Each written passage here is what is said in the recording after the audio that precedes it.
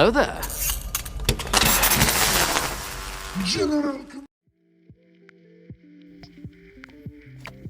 And we're back. Welcome back to Mr.Flamingo Reviews. Woo! Where today we'll just be broadening our horizons. The prequel trilogy of Star Wars. Hey. Starting off with Episode 1, A Phantom Menace. Which recently got re-released in theaters. We look at the prequel trilogy and we start with a young Anakin Skywalker who is being taken by Liam Neeson and Obi-Wan Kenobi. Liam Nielsen as Ra's al Ghul. As Ra's al Ghul. No, I wish.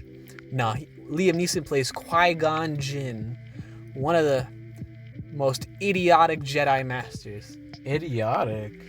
He wasn't really aware of the social cues. He was the only good one, but he was a good guy in a very, just poor time. He literally goes, okay, I'm going to train this boy, and takes the, spoilers, one of the most evilest people right into the clutches of the senator. What? Don't you remember? He's like, Anakin, I want to train this boy Anakin. I think he's the chosen one. And everybody's like, Qui-Gon, you moron. But the senator's like... No, I think the way you phrased that just confused me. The senator's like, I think you should rephrase that again. The senator's like, wow. No, like... The senator's like, no way. Okay, I get what you mean now. No, you don't. So basically what I'm trying to get at is that Qui-Gon discovers young Anakin on a sand planet of Tatooine. And he's like, oh my gosh, it's the chosen one, more or less. Uh-huh. Barring a few steps along the way, he goes, I really want to train this boy. And the first person to tell him it's a bad idea is his current Padawan, Obi-Wan Kenobi. But Qui-Gon's like, hey, you're good enough. You can go be a Jedi. I want to train this boy. So he takes young Anakin after essentially gambling on his freedom in a pod race, because this is pod racing. Now this is pod racing. He takes the young boy back to the Jedi Council and is like, I want to train this guy. And they're all like, no. So he's like, I'll do it myself. Yeah, they're like, he's too old. He's like, I'll do it myself. And they're like, you already have a Padawan. And basically, he's like, well, Obi-Wan's good enough. He got this. Who needs him? And then suddenly, the Federation. One big thing with the prequel trilogy, you learn quickly as of episode 1, is it's nothing but politics. It's a lot of politics. I enjoy the politics. So the war breaks out, more or less. It's like the start to the war. The blockade. So they gotta go handle it. It's not the start of the war. It's like the prelude. It's like the equivalent of a prelude. Like, it's not the start, but it's like, we haven't... it's been pretty peaceful, guys. It's not like we've seen a Sith in a very long time. And then they run into a Sith. A Sith Lord? Here, Darth Maul. Physically portrayed by Ray Park. Is the villain of episode 1. And honestly, pretty good villain. Talks way less than he does in the Clone Wars. In the Clone Wars, they transform him into this Shakespearean kind of but we're not monster. There yet. But we're not even going to cover that. I'm covering just the movies. We're not covering that yet. More or less, long story short, with episode 1, Qui-Gon gets punked out, and Obi-Wan's like, damn, my master's dead. I guess I gotta train the boy. One of the big things is Obi-Wan doesn't really like the kid at the start. He's like, what's this kid doing here? I'm the Padawan. Then we jump 10 years ahead to Attack of the Clones. God. Hayden Christensen now stars as Anakin Skywalker, and he's older now. He's not as wise. He's more brash. He's a teenager. He's been trained by Obi-Wan Kenobi. And the nice thing about the dynamic... Did you mention who plays Obi-Wan Kenobi already? Oh, my hero, Ewan McGregor. The big thing is, the big plot thread of Attack of the Clones, outside of the fact that the war has now broken out. It's the start of the war. This is the start of the war. The Clone Wars. There's lots of clones of Jango Fett, the bounty hunter. All of this good stuff. The big thing is the dynamic between Obi-Wan Kenobi and Anakin Skywalker. Their dynamic is super important because, and I didn't really notice this until looking at this objectively years down the line, Anakin looks to Obi-Wan like a father because he needs a father. Obi-Wan never wanted that role. He's like the equivalent of the reluctant older sibling. So they have this really off dynamic where Obi-Wan tries to remain lax with him, but then like when push comes to shove and he tries to put his foot down, Anakin's like, "What? Why are you talking to me like this?" kind of thing. And that's really the main point here. There's Christopher Lee as the villainous Count Dooku. Christopher Lee by this point was like in his 70s. He had absolutely no clue what the point of half of these movies were. But he was pretty good. Very athletic. Oh, that was all his doubles. Oh. They just CGI his head over them. Oh, I've never known. Unless it was like the up close shots, then you realize that Sir Christopher Lee was also just a trained swordsman. But like those wide shots or anything. In World War One. Also, I believe World War II. Also, distantly related to the guy that made James Bond. Here's your fun fact. But yes, episode 2 was this big dynamic. Also, they build up the relationship of Anakin and... Oh, and Padme. Yeah, she doesn't get a lot of play in half of these movies.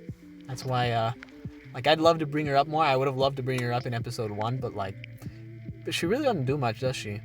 She's the equivalent of the political point of view character. She also becomes the love interest. Did they ever Anakin's. explain how it works? Because in the first movie, she's Queen Amidala, and then she just becomes senator. They ever explain that? You got the big knowledge tank. I'm sure there's an explanation for that. Somewhere out there, let us know in the comments below. Yeah, a lot of this movie is heavy CGI, which is fine. That's all 3 prequel movies. But this movie tried to lean on it. This movie lived and breathed this thing. They have the Battle of Geonosis, which tactically doesn't make any sense at all. And visually makes you want to throw up sometimes. But it was revolutionary for the time. Now, the only thing that the people really care about, though, the reason they're probably not going to click on this video, episode 3, Revenge of the Sith. The best one. The best one. The best prequel movie across the board. Like 10 plus minutes of Obi-Wan versus Anakin. Love it. The whole opening scene where they're just sieging freaking Grievous's warship to rescue the kidnapped Chancellor Palpatine. Wonderful. Jar Jar giving up political power. Wonderful. God, Jar Jar. Hey, can you believe I loved it? Jar Jar. Darth One of the Jar Jar. one of the most influential decisions in the galaxy. Comes at the hands of Jar Jar Binks. That fucking...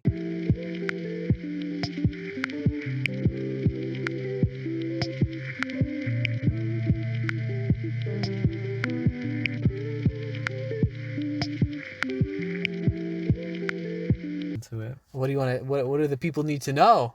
I don't This know. is the big one. This is the big one. The So battle why of is it the big the one? battle of Mustafar. Why- The what's fall of important? Anakin Skywalker.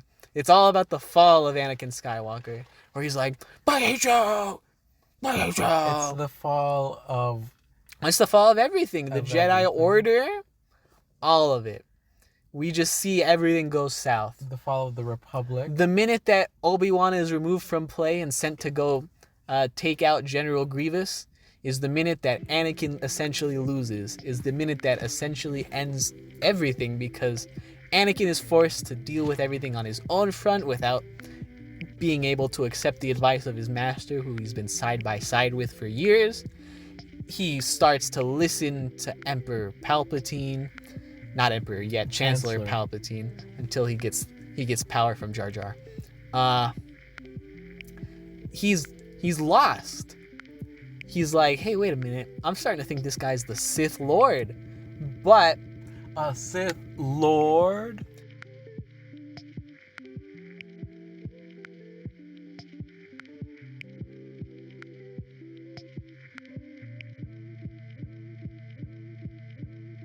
Sin storms into Palpatine's office and he tries to kill him. And He almost succeeded. but then Palpatine's like, Anakin, I'm the only one that can help you. So Why does he need help? To be honest, it's because Padme, she's in danger, allegedly. You know where the real danger comes in? When Anakin turns to the dark side and chokes the heck out of his own girlfriend. Wife. That's right. I forgot. Pregnant wife. In the Clone Wars.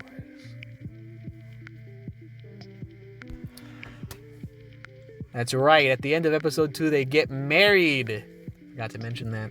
But what I will not forget to mention is the fact that when everything is said and done, Anakin basically wasted his time for the back half of this movie because he loses his mentor, he loses his legs, he loses his wife, he loses his kids, who are not dead, but are separated, and Anakin thinks they're dead. He is now Darth Vader, and now he gets to play second fiddle in the Kenobi TV show. No, we're not touching that. Boo! Boo! Boo the Kenobi show. That's what we're booing, right? No, we're booing you. Why? But anyway, I do like Revenge of the Sith a lot compared to the other two. You have two big fights. You have so many big fights. You have so many big fights. You've got Anakin's Windu versus Emperor Palpatine. You have Emperor Palpatine versus Yoda. You have Anakin versus Obi-Wan. You have Anakin versus Count Dooku, who I had forgotten until re-witnessing this film that freaking Christopher Lee came back for the opening of this movie. You have the execution of Count Dooku. You have all these little bits and pieces, and you don't really understand the impact of them until a few years down the line when they decide to make the Clone Wars TV show, which we're not going to touch. We're not going to touch, but it's pretty good. I like it. Moral here is the prequels are something that is remembered fondly now, even though at their start, everybody was like, "Wow, what the heck is this? And why is it so awful?" These days, everybody's like, "Wow, that's not that bad, except for episode 1." Yep, I've been Mr. Flamingo Reviews. If you stuck it out to the end of this episode, good job. Thanks. Thanks.